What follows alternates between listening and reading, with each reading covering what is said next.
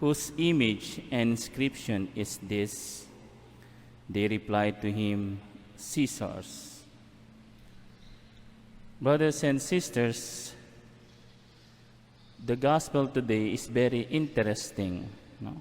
Because of how the Pharisees and Herodians put their trap, no? Yung kanilang patibong, sabi nga sa Tagalog, patibong or trap para kay Lord, no? And they are making an opposition between the civil authority and the authority of God, no?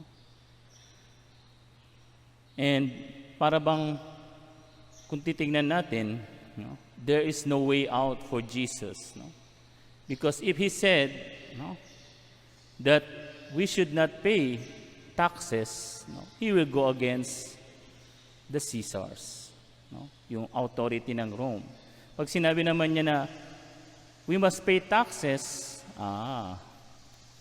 he will be, his fellow Jew, yung mga Hudyo, no, they will look at him as a, sabi nga, tuta ng mga Romano. No? And they will start not to believe in him.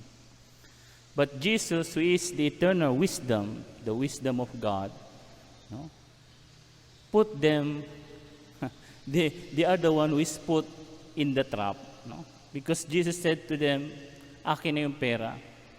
No? Kaninong image ang nasa barya o dun sa pera? Caesar. And Jesus said, so give to Caesar what is Caesar. And you know, it's very beautiful that while I was looking for some beautiful comments in this gospel today, I end up of a beautiful commentaries that when Jesus said, whose image and inscription is this? Jesus is recalling the book of Genesis, no?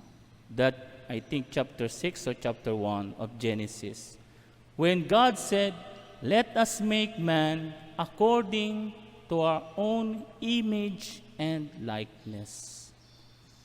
No? What does it mean? Jesus means that, no, he is not talking about paying or not paying taxes. No? We should pay our tax, no? Because that is also our obligation as part of the community.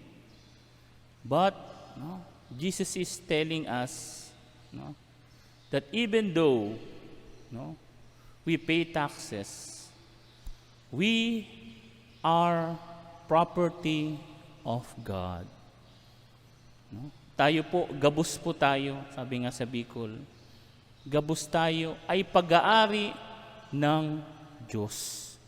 Kung ang isang barya, mayroong image ng Caesar, dahil yung baryang yon o yung perang yon ay sa Caesar, tayo bilang tao, no, bilang men and women of God, children of God, we have the image of God, so we are property of God. No? And that is much higher authority than that of penny o yung pera. No? Kaya nga, huwag tayong, sabi nga doon sa kanta, mukhang pera, mukhang pera. Kasi yung ano natin, no, yung ating pagiging tao, hindi naman naka-inscribe lang, no? Kasi nga, may nagsabi pa, no, kamukha ka ni Ninoy o kamukha ka ng Tito Vic and Joey. Pag sinabi noon, ewan ko ngayon, hindi na yata, no? Sa Manila noon, no? Ewan ko hanggang ngayon, pag sinabing kamukha ka ni Ninoy, ibig sabihin mukha kang pera. No? So we should not be mukhang pera. No? We should not be too much attached in the money. And we should always, no, remember, no, that we are property of God. No? Tayo'y pag-aari ng Diyos. At kapag pag-aari tayo ng Diyos, itong ating buhay, no, ay sa Kanya. Hindi natin pwedeng gamitin itong buhay natin nang parang tayo ang nagmamay-ari. No? Naalala ko, no, yung may nagwewelga, lalo na sa Amerika, about against pro-life, no, yung mga pro-abortion. No? Ano yung slogan ng mga abortionist? Ano yung slogan ng mga pro-choice? Alam nyo? Ang slogan nila ay, "This is my body. It is mine." Tunayin mo yan. Sa kanila daw, pag-aari daw nila yung kanilang katawan, kaya nilang gawin kung anong gusto nila sa katawan nila. Which is wrong. Because if you are a Christian, if you are Catholic, your body, all that you have, because you are image and likeness of God, you are a property of God. Kaya nga, no, bakit mali yung magpakamatay, mag-suicide? Hindi yung mag-suicide na mag-suicide na magbigti. Bakit? Why is it wrong to do suicide? Because you are telling yourself, no, of course, maraming mga alam ng mga DJ natin yan sa RCM, no? Maraming mga factors kaya nagsisuicide ang isang tao. But generally speaking, theologically speaking, why is it wrong to commit suicide? Why is it wrong to do abortion? Because our life, every life, lahat ng buhay, from the womb to the tomb, is a property of God. Pag-aari tayo ng Diyos. No?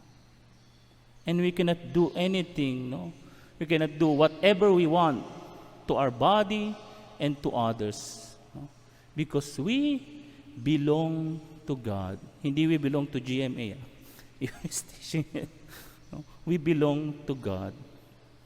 And so, my brothers and sisters, in this Holy Mass, and Saint Justin Martyr, through the intercession of Saint Justin Martyr, let us remember that we are a property of God. And God is the one, no, who has the absolute ownership of ourselves, not we.